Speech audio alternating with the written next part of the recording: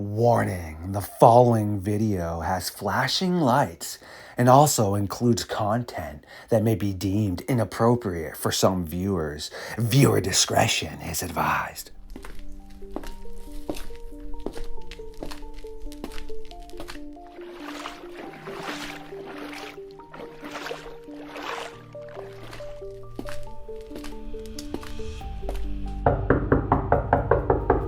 Sonya, Lynn, Mynatt. Yes, again, it is time for another episode of Midnight Lycanthropy, and I see you've decided to make your way through the werewolf and dogman infested forest and into the darkness of the fox den.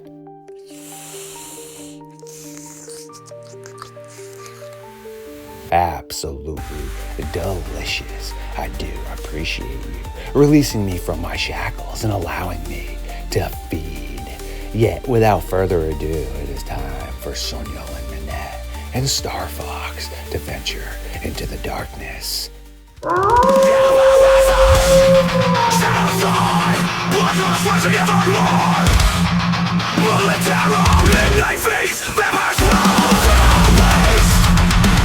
Stood up. I said, oh my god, it's a werewolf. And everybody in the car freaked out.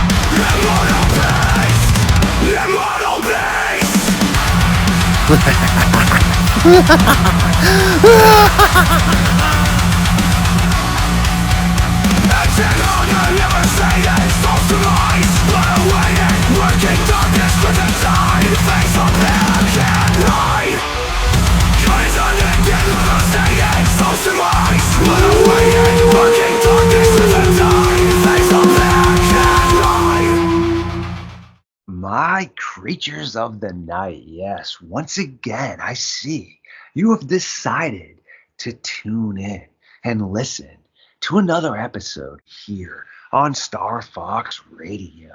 Again, Sonya has decided, yes, she would venture through the werewolf and dogman infested forest to get the fire started for us, so that we can burn the timber and once again sit down with the Midnight Society in an attempt to figure out what is occurring across the United States. Miss Sonya, how the heck you been, my friend, eh?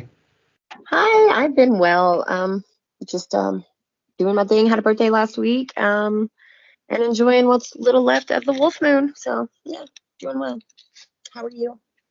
Excellent. Belated happy birthday, my friend. That is great stuff. And yes, to the audience, that is why Sonya could not pop in with us last week. But no worries. You can check out other stuff that we are putting out on the playlist that includes Sonya. So it's okay. But yes, great stuff. To answer your question, a whole bunch of editing, repeat, finding great guest hosts.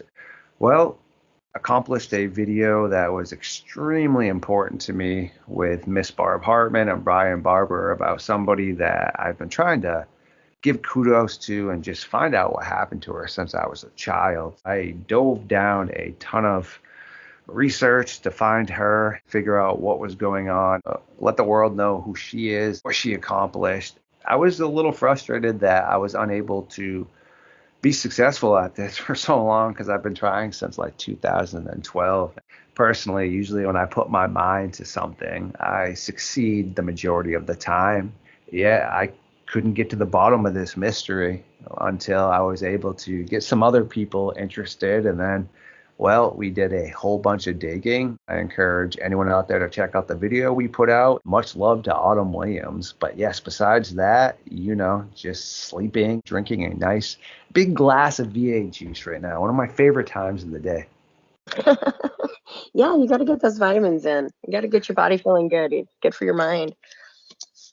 Yes, excellent stuff. To the audience, Sonya has been doing some deep diving research that we're going to dive into, no pun intended, tonight. It involves, yes, potential hellhounds. Well, to be a little bit off, but still on topic, I'm a huge fan of Helsing. Yeah, I'm a nerd. Alucard's the man, which I've explained before. I really base my Star Fox personality off of him. But he is a badass vampire that can turn into a jet black hound with multiple eyes, which is so cool too. So depending on what he thinks is the outcome for these evil entities he fights, well, if you're not strong enough, in his own words, you're dog food. And then he turns into the black hellhound or whatever and consumes you. So dope. I mean that makes a lot of sense too, because I mean that's what a lot of hellhounds were made for. It was like to chase down bad souls, or to chase down just souls that were lost souls basically, or so if your soul lost, and there's no way to like to end it, just basically to start you over. You can give you a chance to like you can only do so much bad stuff, and then it'll take you out just so you don't have to continue. No, makes sense. Right, great stuff. That's why before I toss you the mic, I figured that, well, of course, I had to inform you about that. Even if somebody isn't into cartoons or anime, Helsing is really worth checking out just because of how epic the acting is inside of this. And to anyone that's an artist, such as myself, you know how hard it is to draw things and create things. Once you see how beautifully everything flows during the fight scenes and how deep they dive into their characters, it's so epic, legit one of a kind. And I mean, it's got everything you really want. Some dark humor. It's got a whole bunch of messed up ghouls, bad entities, vampires, corrupted humans, and all kinds of cool stuff. So yeah, definitely check it out. I'm going to now toss you the mic, my friend. Let's dance. You got some great stuff that I would love to hear, eh?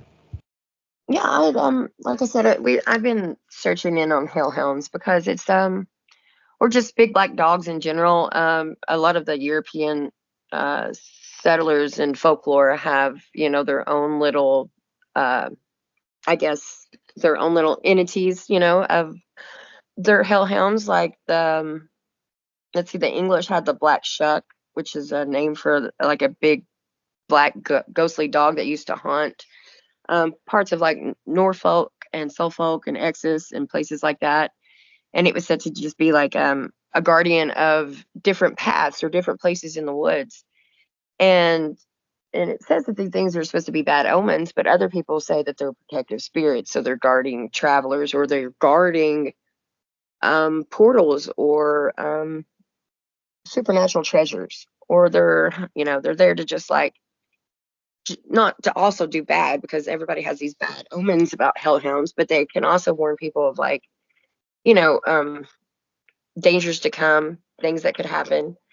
Um, there's a there's a lot of people who believe that that they are bad omens, but there's a lot of people believe like if you dream about the big dog, that death may be coming for you or somebody that you know. If you dream about the big black dog with other folks, that's like a sign that something may happen to that person.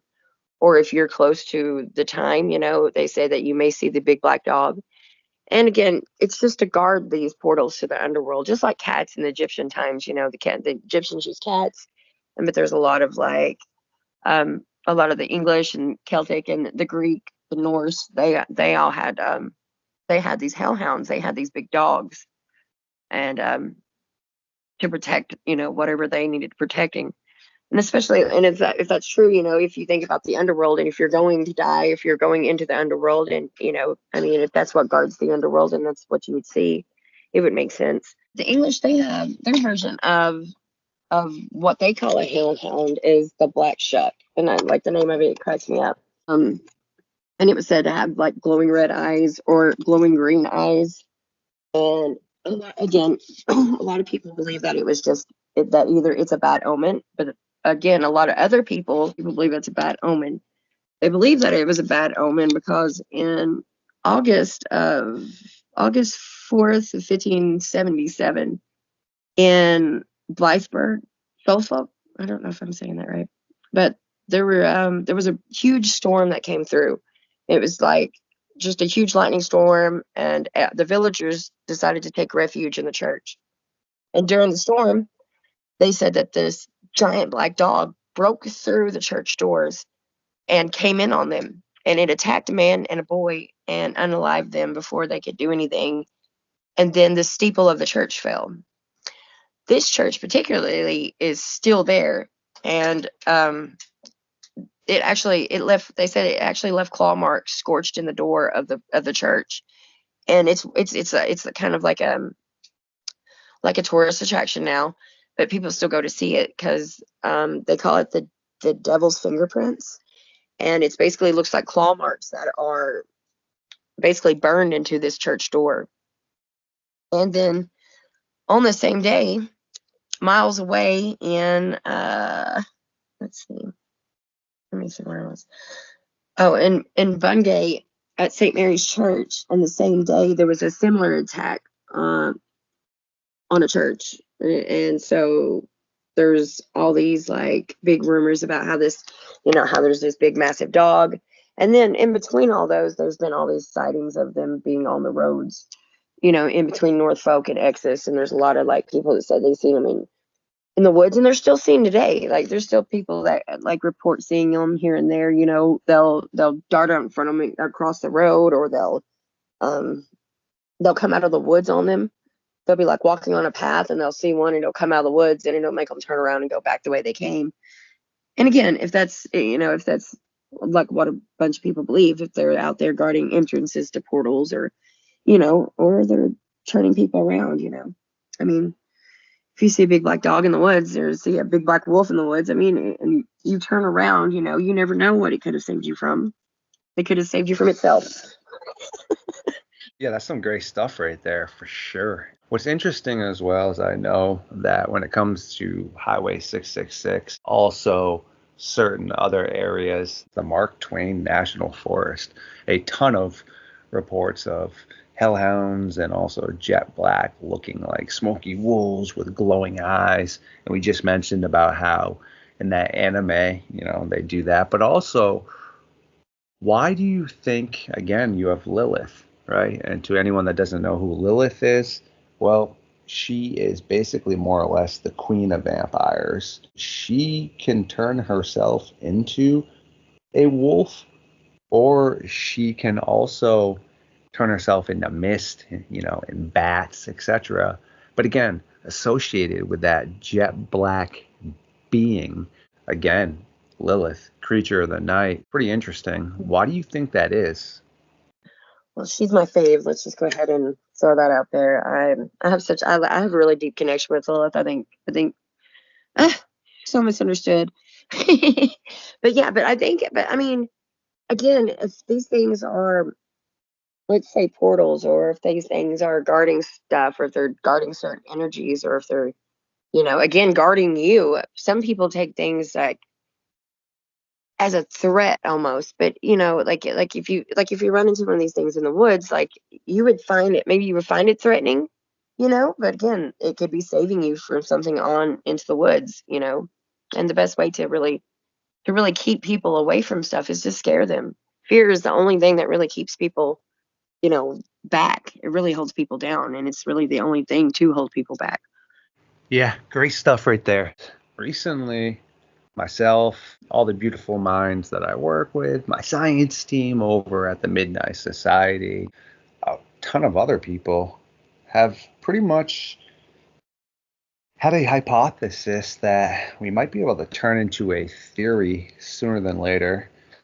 Meaning, yes, you got to start with the hypothesis part, because that then, if everything starts to add up more, can become a theory. People have put this title on things, okay, until we actually take a deep dive into the mind of animals, which no one really seemingly has. I don't think, yes, there's different types of animals. Some are more aggressive than others, some are more docile, some are smarter, etc.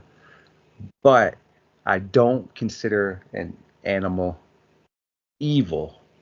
I mean, potentially, unfortunately, if you take something and you've raised it and you beat it and turned it evil, sure. But I'm not talking about this. I'm talking about a wild predator, okay? And yes, I believe A lot of the Dogman things are animal based, whether it's something that was prehistoric or misidentified.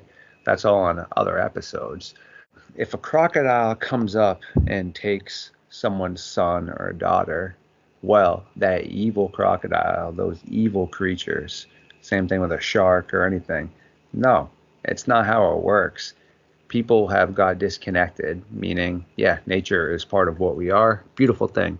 Just because you're a human and you walk out in nature, there isn't some rule that, oh, it's evil, meaning That's right. something is trying to survive. You're now out in nature. Yes, it's beautiful, enjoy it, but you're also on the menu. Same thing with these Dogmen and Sasquatch and such. I have not personally been able to document any fatal human attack of a Dogman. I have a ton of pets and livestock, which again, that's not making something evil, okay? That's an easy picking. It's like us going to the Everybody grocery has to store. eat. Yes, exactly. Everything's got to eat. They don't go to the grocery store like you and I, but when you make something easy, like Colleen, one of my best friends, who is also part of my science team, environmentalist, owns a ranch, okay? And like she says, goats and sheep aren't necessarily the smartest. So something could easily jump over, pick it up, jump back over. There's your food. A lot easier than chasing Those are something just down, you They're know? just slower deer, basically. I mean, like if you think about like livestock, I mean, it's fenced in, it's easy pickings. Yeah, I mean, you can't blame something when everything else is so hard to catch. I mean, Right? and it Yes. doesn't make, So, and again, like you're talking about the things being evil, like people, you would have to imagine going into the woods, and I think a lot of people's interactions with cryptids in the woods have a lot to do with that fear when they come in, because they come in and if you immediately see something like Sasquatch and your first thought is, oh my gosh, I'm so scared. What do I do? And most people, I think, and I hate to say it, but most people are like, oh, I don't know what to do. I should unalive it. I should do something to protect myself immediately, even though there's no real danger. It's just that fear. And every time you walk into the woods and you see these things and they immediately, you're immediately projecting fear because you're scared.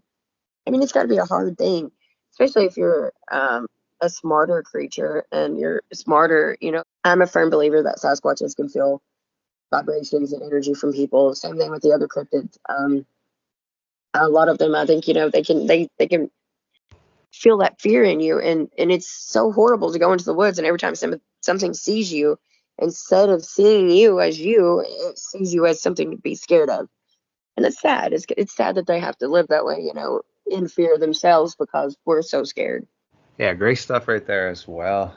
Like Nuxium was saying, our tracker, just think, right? Everyone thinks, this is my thought before I say, what Nuxium had to say, but everyone is assuming these are evil, like I had just mentioned. What if this dog man or hyena man or hyena woman, etc., is just sitting there enjoying the afternoon in the sun? My squirrel loves to do that. Animals just love to do that. Just sit there and chill. And then all of a sudden, these people come walking in and they see us. All right. Well, that doesn't mean necessarily they're looking or viewing you as prey. We're really trying to figure out, because there is the risk reward. Almost all these encounters, some of them are more aggressive where they could be chasing you out, etc. But they always usually seem to be observations or quick encounters, potentially running across the road. Nuxium was saying now is, think, they live in really remote parts of the forest and things, areas that we have decided to more or less give up to nature and go into clusters, such as areas like cities and things. Nuxium was also saying, think, you have these people, which are all strange looking us, who are coming up there banging on trees. Well, would you like when you're sleeping if someone started banging on trees like right around your house or something, and then they obviously don't like lights that much, which is why they seem to be more active at night. And then we got people up here with huge lights just shining them all around. Again, if you were trying to sleep or just chill at night, would you like these huge lights all in your face? We're blasting calls that we don't even know what it is that's being said. What if that call we're blasting out is another Sasquatch being like, yo, schmuck, come over here and let's do this. But we don't know that. We're just like, oh, this is a unknown vocalization. And then you're just blasting that out there. There's just so many dumb things we're doing, I feel. So I feel like it's one of the things that I feel like I like to sit in the woods and kind of listen to because of the noises they make too. 'Cause especially like if Sasquatch is like when they're really happy and they're just messing with you, they love making bird calls and like weird bird calls. And they're really good bird calls, but they're all like different birds, and then owl calls, and then they'll just make weird noises. And it's funny too because you can just tell like in kind of what mood they're in just by like what they're just chirping back and forth at you. And then it's the same thing. It's just like you watch these Bigfoot shows or these Sasquatch shows, and they go out there and they just start hooping and hollering, and you're like, you don't understand that some of those things are complete distress noises. You out there just screaming like something is wrong is a distress noise, and and yeah, it's going to make things curious, but it's also going to make things like that know that you're just out there like I don't know, you're just out there hooping and hollering, and it's going to know that, and it's not going to, I don't think, attract them as much as people think that it does. Yep. Again, great stuff right there. And that's just what I mean about the potential misunderstandings. Just the way things are handled, for sure. When you were diving into some of these really strange black dogs and potential hellhounds, etc., what was the most interesting aspects that you found or that you didn't know about? Or did you pretty much just get more or less reassurance about things that you already knew?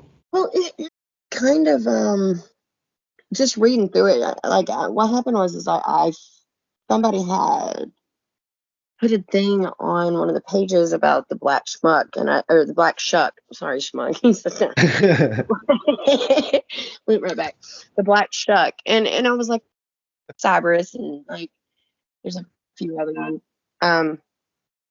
Like the fairy hounds is what the Celtic used to call them. They used to call them fairy hounds, which again they were guardians of fairy portals and the forest and secret supernatural treasures. Looking into that, somebody was they were talking about recently having there was recent sightings in Kentucky and in Ohio at a couple different, which I didn't look into the story completely, but they had a couple different sightings in Ohio and in Kentucky of these big black dogs in these cemeteries. And somebody's actually there's a video of one, and I'm not sure where they're from, but it's here in America. But there's a video of a big giant black dog running through a cemetery, and you can see it, and it goes behind like a couple of graves, and it just disappears, and it's just gone. And those people who had been there before talked about they'd seen it before, but they just caught it, just a glimpse of it on camera this time. And they said it's there like every time they come. It doesn't bother them, but it's just there. It scares other folks, but it doesn't scare them. And I was like, well, it's kind of like living up to its name as what it's supposed to do, or what it was supposed to be created as, or it's doing its job apparently. They're still having sightings in certain cemeteries. But that one, I'll have to look up the video and definitely send it to you. But yeah, that's kind of just what got me into it. And again, we have so many Irish and English and European settlers here and stuff. And it's the same thing like last week with the changelings. We have a lot of stuff that comes from Europe, and a lot of people, they forget the folklores, or they don't know the folklores here. The family just didn't pass those down. Folklore is not really a big thing that families, I guess when they're separated from the village, they don't really pass that stuff down. It really kind of gets lost. But it's just it's just it's just neat to me, I guess. Also, like it's too cool. It's cool too because there's a lot of the sightings of the hellhounds, or a lot of the sightings of these big black dogs in cemeteries. A lot of them talked about having the the sulfur smell. That was another thing that intrigued me because there's a lot of different reports of people being in the woods and reporting certain stuff that also smell that sulfur smell. Um, I don't. I and personally, like when I've been in the woods with like my Sasquatch or like the family Sasquatch that I live near, I've never smelt the sulfur smell. Like I've never smelt that, like, I've seen them portal in and out or like come in and out of the woods like that, but I've never smelled anything weird. There's a rogue, and I say rogue, there's a single male Sasquatch that comes in around February and March. Like he kind of just passes through every couple years. And he smells, but he doesn't smell like sulfur. He smells like burnt coffee and skunk. Like but yeah, but I think people like reporting these foul odors like the sulfur smell in certain things is just it's really neat to me. I don't know. It's just something about that too. Again, great stuff right there for sure. I know, isn't that such an interesting thing about how they're described like that with that odor? On a really funny note, I had some woman before tell me that it smelled like a big fart, and I just tried not to obviously laugh because you're trying to listen to her, but that's just I don't know, I just have terrible humor like that. It's hard to remember sulfur in the moment of trying to describe something. I was like, ah. Oh, you're right, yes. And she goes, at first, I'm looking around to see if the person with me had let out this stench. And then she's like, I don't know, that smelled too bad to really come out of a person. And then that's when they realized something else was occurring. I loved the honesty. And I'm just trying so hard, though, not to chuckle because she's just telling it very honestly. She's like, I was going to blame it on my walking partner, but then I was like, I can't do that. Yes. So then I'm just like, wow, this is awesome to be hearing this, but what the heck? I need to grow up. I think that, like, to me, that is most okay. So with people that have those weird encounters in the woods, a lot of them have just stranger encounters because a lot of them don't know exactly. They either didn't see anything or they barely saw something, and then they smelled the smell. And to me, it's fascinating to me because I'm just like, I don't know. I just think I just wonder what causes the smell. Seriously, that's I'm like that so old school curious. song, right? What's that smell? Can't you smell that smell? I mean, I don't listen to really old music like that. I just remember my parents used to, and I always wondered, what is the smell that this person is singing about? Yeah.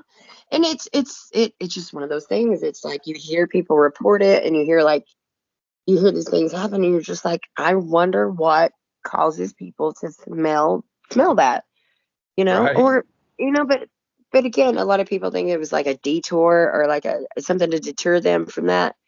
But Could I be. mean, if you're a big wolf anyway, and I don't know, I feel like you would know you were being scary. I don't feel like you would need the smell to also, but maybe I don't know. Again, predators and things or people or things that are different than, well, what we might consider cleanliness are obviously going to have, a different odor. So look at your pet dog, not yours, anyone's is meaning. I mean, they, well, tend to usually go to each other's butts, which when you look at, obviously, to us, we're like, what the heck? Well, that just shows you right there, MLs and things, and what we consider sanitary, more or less, doesn't necessarily have to fall into that category. I could see how a wild man or a woman or a ancestor of ours, or also a wild female or a male primate, because I mean primates stink pretty bad too, according to people that investigate them and such. So yeah. Yeah, and so just one of those things, I mean, you just kind of got and get out of there, I guess if you had that option, you would use it as best you could. I didn't put no deodorant Yeah, on no, my sure. leave me alone. It's right. One of those things though that is interesting because I mean a story too of a giant crocodile that was consuming people. Well, they put together a ton of hunters and villagers to track down this beast. When they got closer to where they believed it was, they started to smell one of the worst smells they had ever had a chance to smell. Rotten flesh, decay. Pretty much the only thing I could probably compare it to, I didn't smell it, but from what they were explaining, is being down in Boston in the summer stuck behind a trash truck. when it's like 100 degrees out. You just can do nothing except smell the stench. You just need to come to peace with it. That's how moonshiners used to deter people. Moonshiners would go and collect mostly, and and they would surround their stills with these things so nobody would, so it would cover up the mash smell, and it would also deter anybody who was walking through the woods to go that way. Yes. And that's what pretty much happened almost here, but they continued, and then they came to an area that they realized the stench was the crocodile with its mouth just open, basking in the sun. So that stench was its breath. Got something in your teeth, buddy. Ugh, so bad. But also, too, have you ever seen, this is another kind of humorous thing, but it ties into what we're doing. I believe it's called Mountain Monsters with rest in peace to that tracker guy. And I don't even know the rest of them, somebody that's specialized in Sasquatch jerky or something. I don't know. They just go all around and do the most ridiculous things. But there's one and where they're crazy too. They're just like, woohoo! Yeah, okay, yes. I guys are. So there's one where they talk to somebody that, again, smells the really bad sulfur smell. Can't really tell if it's trying to actually reiterate this gentleman's story. I didn't speak to him, or if they're just trying to add some entertainment. But one of them says that they found a Sasquatch toilet, basically. It reenacts more or less what the Sasquatch did. I have spoken to actually a few people from over in the UK that have claimed that they came across some sort of Sasquatch toilet, more or less. And Deborah Hatchwell also spoke about that too. That's what actually made me bring in a little bit of the real time. Yeah. I did a podcast with a gentleman who has a frozen Sasquatch turd in his freezer as we speak. And it's huge, and his wife is completely upset about it. Like, she's not okay with this fact there's a giant frozen log in her freezer. And and we're like, what are you doing with it? Like, are you getting it tested? I mean, you just, but it's just this really long turd that he found in the woods, and he's got it frozen in his freezer now. So I'm not sure. I've never been in the woods. Like, I know the Sasquatches are there, and I'm not like one of those people who are like, I'm going to take a turd out of the woods. No. It was left there on purpose. Like, you're walking out of the woods with this thing. Like, don't break it. You got to lay it across your arm to make sure it don't break. Think about it. On two funny notes, one of them, they were studying gorillas, and apparently they're supposed to be intellectual, but the people that were studying them, you could just hear them dropping bombs, and they're laughing. They're like, what the heck? That gorilla's over there just ripping huge farts. And they were just taking these enormous, looked a lot like a human excrement all around the camp where they're living in. You're like, what the heck? But also, on a funnier note, we had to put up a disclaimer up on the North American Dogman Project website about evidence that's being sent to us, because Jody has had so much feces and body fluids like sent to him. It's never anything. And it's like, dude, people need to stop just picking up this stuff and like sending it to people. Like, what are we doing here? When you test it and it comes back like, again, bodily fluids or someone's, feces or something, it's just like, wow, okay. I know. I found this lump in the woods. Can you test it for me? That's what I'm saying. It's so unfortunate, though, how lost some people are. I mean, I honestly think some people are trying to help the cause, but they just really don't understand. Meaning, they just don't get things like common tracks or animals that make noises, or like you said right there. I mean, everything automatically has to be to the extreme end of things before we ever start at the logical side, That's so true. It's so true. And and you're right. And there is a lot of people out there, and I think they really are out there trying their best to, prove this existence that, I mean, if they wanted it proved, we'd already have it proved, and it would, it's like the aliens thing. I mean, April 28th of 2020, I think they finally admitted that aliens were real and that they had been having contact with these, alien beings, and that Area 51 was real, and that the Roswell thing was also real. They announced all of this stuff, that it was all real. And we've known for years that it's been real. I mean, there's, But then they admitted it, and we're just like, whatever. Nobody even cared. It was just like, oh, aliens. Oh well, we got COVID to deal with right now. Tell the aliens that. And it's Right? It's yeah, so you just know the knows. They just haven't told us yet, and they're not going to admit it. And I have my own theories of why they don't want anybody to know. But it is what it is. true. Yeah, some pretty gnarly stuff. As we're starting to kind of come to the end here, how do you feel about these entities, these hellhounds and these other, you know, remnants that do reek of sulfur? Because I mean, you have the Heinrich Himmler and the SS all describing the same thing supposedly when they're summoning these things. Do you think? I don't know enough in this, okay? So this is why I'm asking you, and I don't even know if you or anyone can really, I guess, have an answer. It's more or less an opinion, which is great though. Still, I'm spiritual, okay? I'm not religious. I don't know how I feel about heaven and hell. I You know how I approach my research is how I approach life in general. That's the reason I say that. Yeah, I believe things I can support evidence to and things, and I don't just go off of blind opinions on things. Do you think these things have to per se be from a hell or something else, like an angel looking thing has to be from heaven, or are those just like depictions, or where do you think this thing is coming from? Well, again, I think just our own. I don't know how to put it. Like all these years, there's certain stuff that instills fear in people. Again, beastly creatures like big wolves or something like that can, instill fear on people, and people get it in their minds and things like that. But if there are like if the Fae are real and they're protecting portals, then they would use things like that. I think that I mean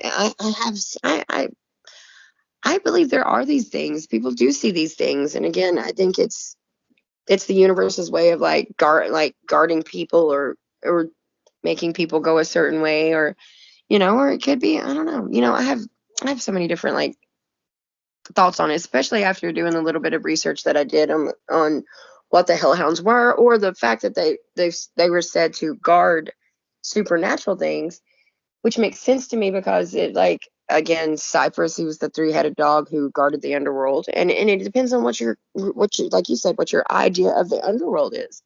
Underworld could just be Yes. a literal world underneath us. We don't like we've had so many things translated over so many years that nothing means what it's supposed to anyway. So you have to read between the lines. You have Right. to know what old stuff means. I do believe that that wolves in general are.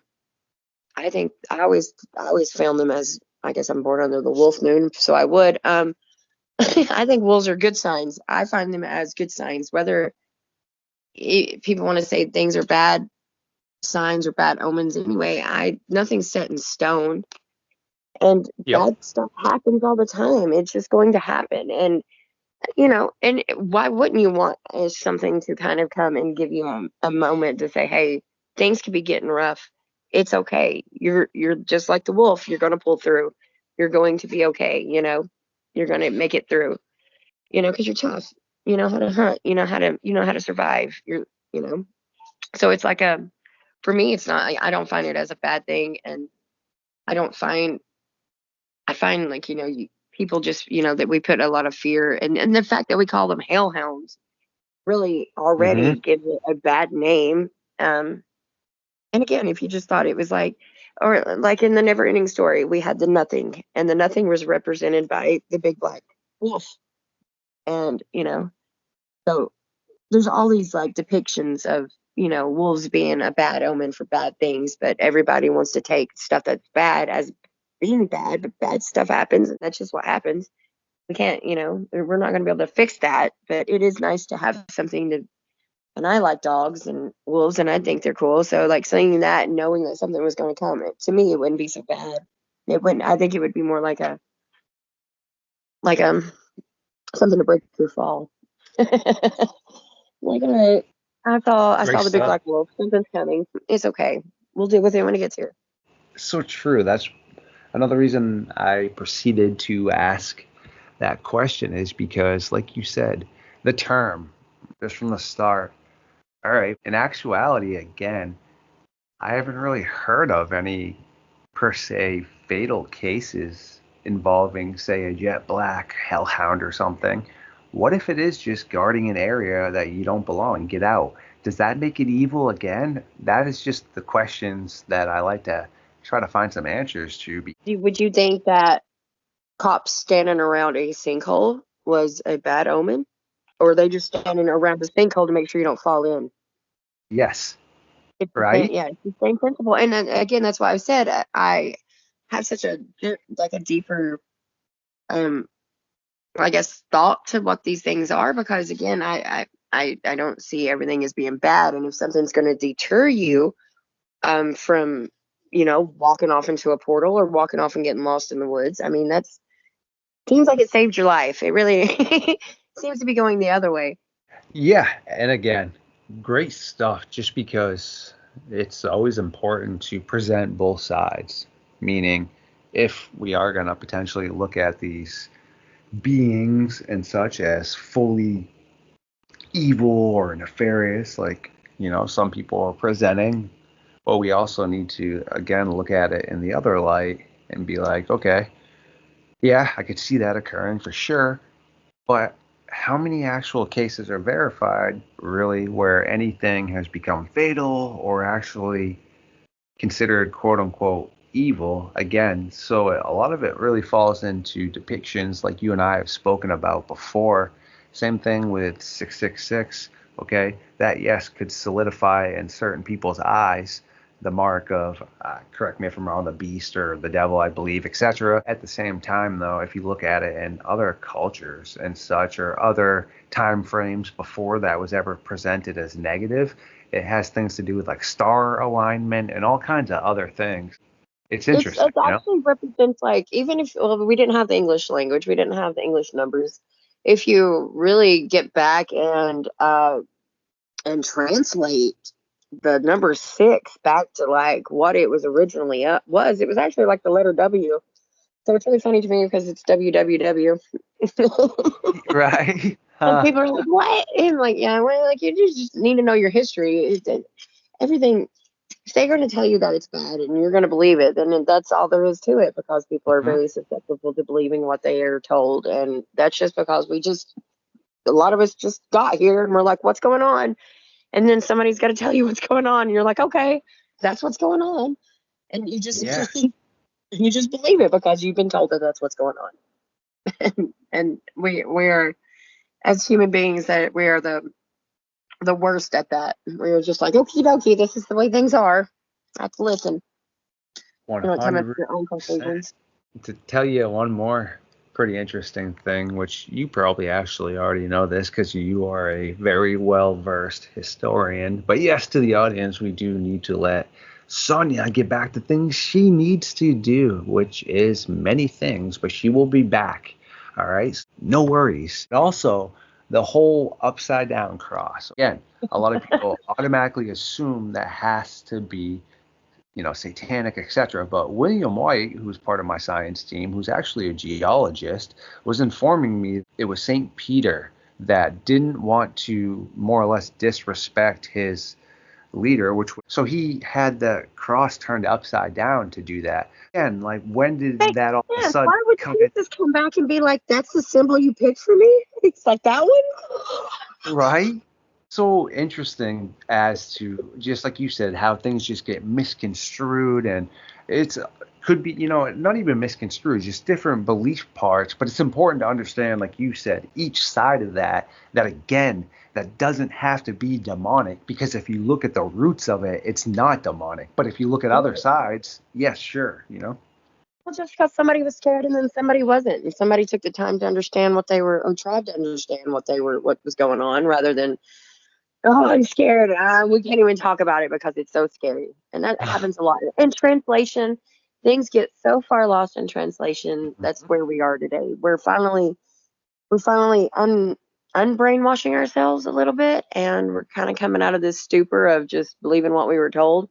Because Like if I was still believing the stuff that I learned in, like, let's say elementary school science, I would still think that bears hibernate all winter long, from the moment it gets cold weather to the moment it, like, the spring has sprung. I would think the bears sleep that long. Nope, they don't. You gotta find out all these things for yourself when you get older.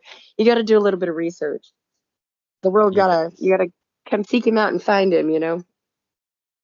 Yes, again, preach, my friend. Before we let you roll, is there anything else you'd like to touch base on tonight?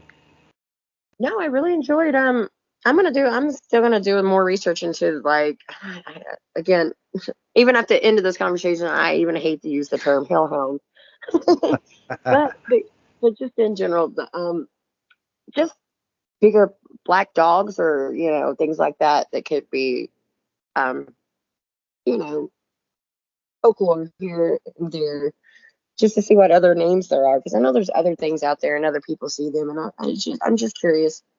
But we're all good, and I appreciate you. I appreciate you too, and excellent. I mean, you're going to be back here again in a week or so, and we have plenty of more time to talk about great stuff. Anytime any of my hosts bring in topics, it's excellent because, yes, that saves me a little bit of time that I recycle into what? Editing, of course. But I do appreciate you as well, my friend. But to the audience, this will be the conclusion of the Midnight Society's meeting for the evening. But yes, as always, we will have links up in the video if you do want to check out what Sonya's up to, but also check out the playlist.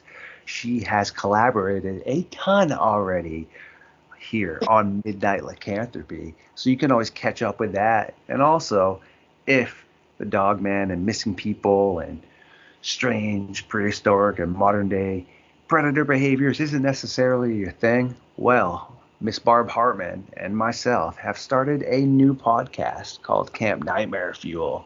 The pilot episode has aired, and you can find that in the playlist and be watching for the next episode that will be coming out on Barb's thread. But hey, Sonya, again, I totally appreciate you hanging out with us tonight, so much love.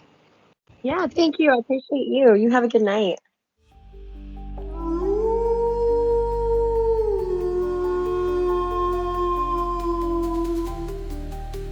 My creatures of the night, I do adore every single one of you, and thank you for popping in tonight to hang out with us. Please like, comment, subscribe, share, and feed the algorithm. I will catch you very soon.